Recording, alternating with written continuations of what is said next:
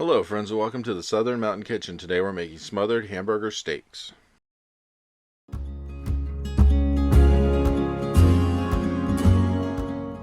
So we're starting out with 2 pounds of ground beef, which I have in a large bowl.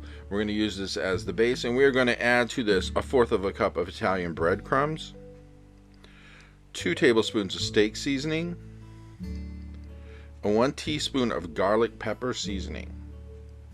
And once we get this all into our bowl, we're going to mix this up. Now we're going to start this with a spoon just to get some of the seasoning mixed in with the ground beef. However, eventually you're going to have to put your hand in this. So if you haven't already, wash your hands. If you have washed your hands, good, we're ready to go, because my hands have already been washed and I'm ready to do this. Now, mind you, a lot of people like to use gloves when they do things like this, and that's perfectly fine. I'm all for that. If you guys want to use gloves, go right ahead. This is just my way of doing this. This is the way I learned from my grandma and everybody else in my family that cooked. You just get in there and mix it up, because when you're doing something like this, you need to do it by hand. It's just one of those things where you got to do it. But if you want to put a glove on to do it, please put your glove on. Otherwise, like I said, wash your hands, go to work on it, and when you're done, wash your hands again.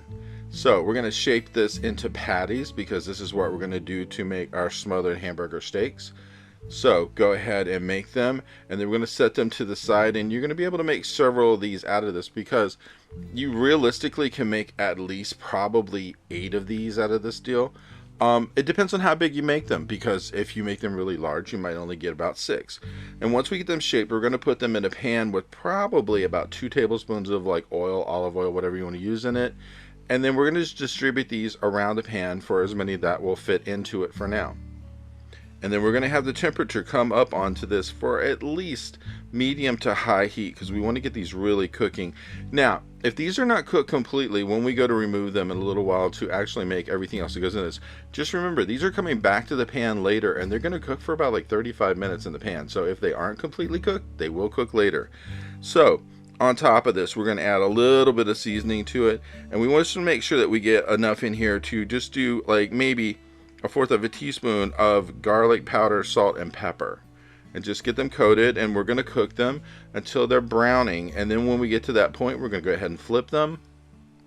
And once they're flipped, we're going to come in one more time with the seasoning, and again we're going to do about 1/4 teaspoon of the garlic, the salt, and the pepper, just to give them a little bit of flavoring on both sides of the actual hamburger steak. And that way, as it's cooking in the pan, it's going to cook this in. So this is a good thing to add just a little bit extra seasoning to it. Now, like I said, what you see in my pan is not as many of these as I made. This is just all that's fitting in here right now. So we're just going to cook this batch up. So once we get them completely seasoned, we're going to let them cook until they brown on the other side. And then once they're completely brown, we will be removing these to a plate and setting them aside so we can go ahead and actually start mixing in the next ingredients that we need. Now, we are leaving the oil in the pan because it's going to be used for what we're doing, especially for all of the debris in the pan. It's just going to help what we're making, so we're going to leave it in there. And we're going to add 1 large onion, which has been cut up.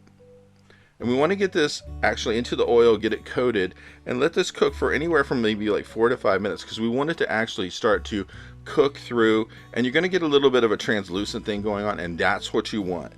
So go ahead and cook it, move it around. Make sure that it's cooking with the oil. You're still on medium-high heat, and that's going to help these to do what they need to. And just break up any large pieces of onion that are in there, and just go ahead and move them around, because we're going to cook these up until the point where we're ready to add our next ingredients.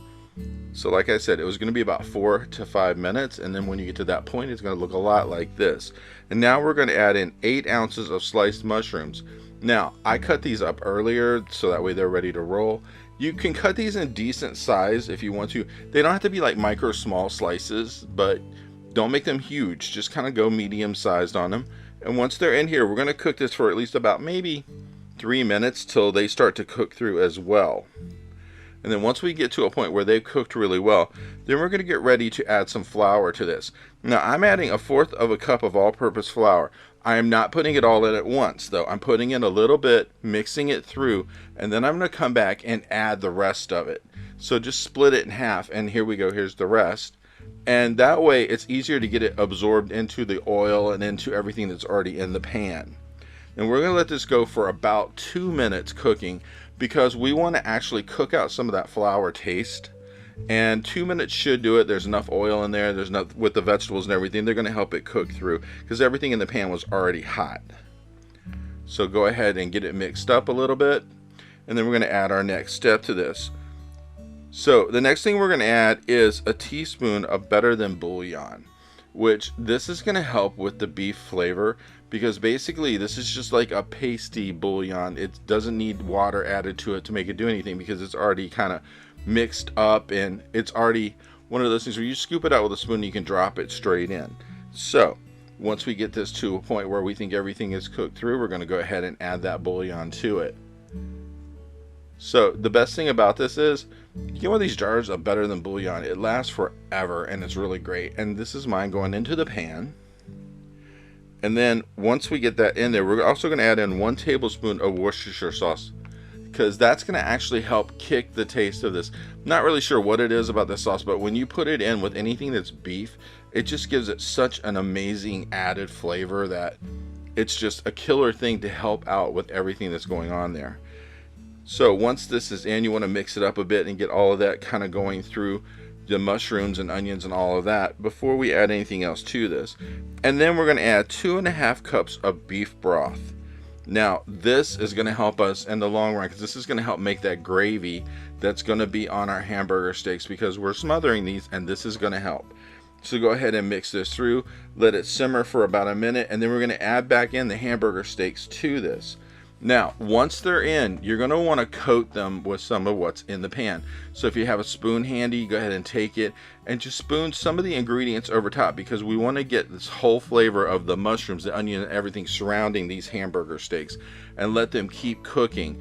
But once they're all covered like this, you can put a lid on this, and you're going to want to cook this for about at least 35 minutes or so, because at that point, you know that the ground beef is completely cooked. Everything in the pan is already like cooking down to where it's a thicker sauce, and you just like keep cooking it until you get to that 35-minute marker, and then check it to see how it's doing. You're probably going to have to stir it at this point to kind of, you know, mix everything up, get everything all marinated through all over the place. But once you're at that 35-minute marker, you can go ahead and kill the heat on this, because in the last 35 minutes you want to cook this like on a lower temperature.